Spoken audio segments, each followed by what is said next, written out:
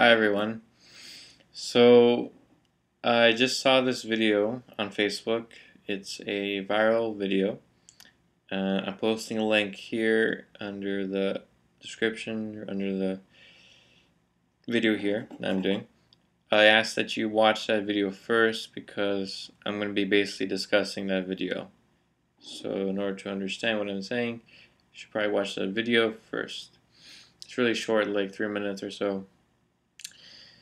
But basically, okay, now I'm assuming that you watched the video because a lot of people, when I read the comments on this video thread, I have an idea of when people see this kind of video, they are not seeing the reality. They're not seeing the direction that's needed.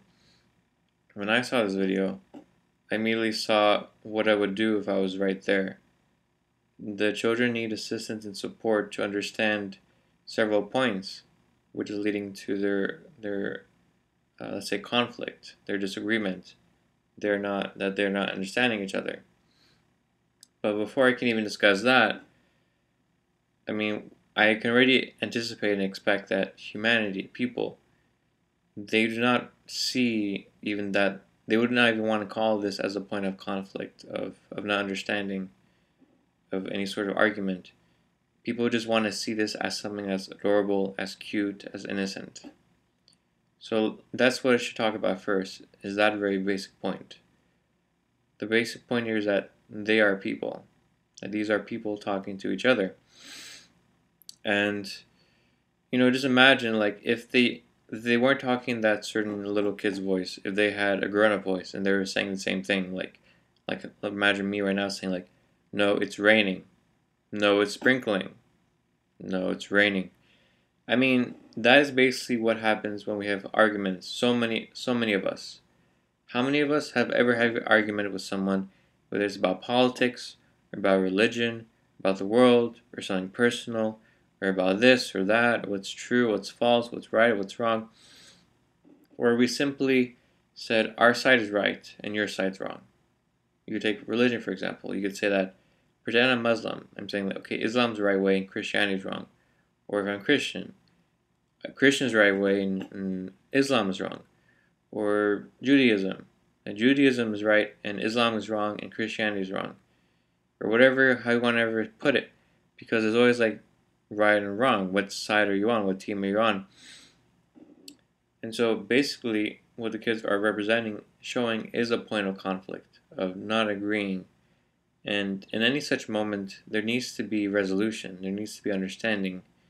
Because whenever there's a conflict, whenever there's a disagreement, someone, somewhere, on some side is not opening up. And it could be both of them, or it could be one of them, to really understand what's going on. There's a lack of understanding. And it's our responsibility as human beings to support each other to show that point. For me, I saw that right away, that that's what I would do. I'd step in and support. But, is this what happens practically in everyday life with kids? It doesn't seem that way. It seems like it's just accepted and allowed as normal, okay, as being innocent, as pure, as fun, as not being serious. And then, of course, they grow up next year. Same thing, next year, same thing, next year. Until you know it, they're 13, 14, 16, 18, 20. And that's how we have today, human nature, where we just argue and that's it. Nothing really changes. So this really, if you take away their voices, if you take away, the emotional feeling that you're placing onto the situation based on some pre-programming you have to treat young little tiny squeaky voices as somehow being cute or attractive to you, or whatever it may be, or the use of words, and just really look at the situation here. They are people. They are alive. They have ideas. They have thoughts. They have experiences. They have perceptions, and they are serious when they're speaking. And that's something that I don't see people seeing here. And it's a very basic point, which I'm taking my evidence from the comment section, as well as general life experience I've had. So, okay, that's the very first point, that there's a disagreement here, that there's a conflict here, and that is something that should be addressed. Now, moving on to the second point. There's 2 points here I saw that needs to be addressed. That would have step and address. The very first point, which I already know is going to be conflict with people, is this point of the mother. The mother was used as a justification for the knowledge. The very first thing I would say and step in is that, hey, you know what? Your moms can be wrong. The very first point that your moms don't know everything. And even just that very basic point they don't understand, which would assist them greatly, is just to see the very basic point. Human beings can be wrong. Your parents aren't all-knowing. No adult is. And within that, I can already anticipate conflict because the mothers, the fathers are like dictators in the families, and they are expected to be that way because they expect their children would rebel and resist them and fight them, which they do when they go to teenage years. Why is that? I mean, the common sense is that it's already the whole structure of a dictator and rebellion is already pre-programmed since the beginning when parents start taking on that role as the dictator, as being the ones all-knowing. I mean, here in the very basic point here, to understand that, okay, look, your mom said it's raining, your mom said it was sprinkling. Both your parents can be wrong, first of all. The second point is explaining the point of simply words. That when people use different words, sometimes use different words to refer to the same thing. And just to understand the basic point that two people can have different ideas, and that's it. And then either both can be wrong or even both can be right. You know, it's both possible. And to show that point practically, you know, you just go out there and see the rain and just see that this is what the rain is, but it can even give it another word, you know, and give another word, for example, like it's pouring. Or even just like name different rains for yourself, and how even language is an agreement, and that's something we agreed to. And you can have different words refer to the same thing, like something's an animal and a giraffe, and to show that point. So basically finding a way to dispel the conflict, dispel the disagreement, dispel the misunderstanding, and to actually find our common ground as humanity, as people, to see what we understand, where we're coming from. Because as long as we abdicate our knowledge and understanding to a higher force, like parents or even God or whatever higher force that we're separate from, and that's just the way it is, then we are limiting ourselves. We're not actually seeing the reality here for what it is, understanding how reality works, such as with words, such as with language. And these are just points of agreement that we have, that we use, and that are tools to serve us, and that we can create new languages, we can create new words if we want to. And children understand that point, and the only time they start understanding is when you start explaining it.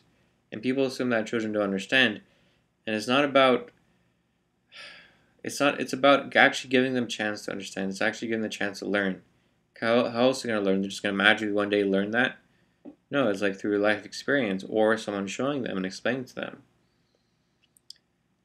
I mean, adults think that children are so limited in what they can understand. When they're not, they understand really well. And I mean, I know both from my life experience, what I've lived and seen with others. And that's just how human beings are. And it's just like how you learn anything. One day someone's going to explain to you something that is very complex, and you'll have no idea what they're saying. But years later on, or months even, whatever, you'll understand it. So that's why it's important too to just explain, because they may not get it right then, but then it'll serve them later on. And that's how a lot of the important things we learn, from others, that when they teach us, that's how we learn them. We first hear it, we remember it for some reason because it made an impact on us, then we see what it meant later on through life experience. We test it out, it's revealed through living.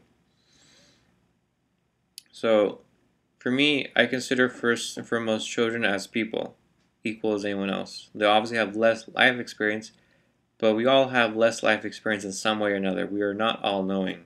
You can take the most aged and wise old person ever who lived like 10 million years, and there's something he doesn't know. There's something that he's like a child within, who's still inexperienced. That's all it means, is just an experience, but he's still equally a person. And so that's how I see it. I put myself in a child's position where I've only been alive for what, 3 years, 4 years, 5 years.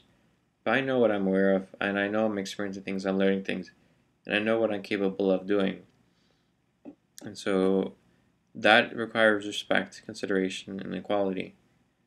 And that's the most important thing. You can actually show a child that they are equal to the oldest adults, and that the oldest adult can be wrong, because it's not about age, which is another problem as well.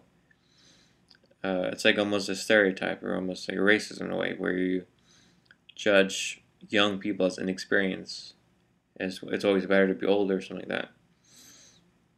And that's a whole other problem. So honestly, I can keep going on and on with this, but it's 11 minutes here, and I have said a lot.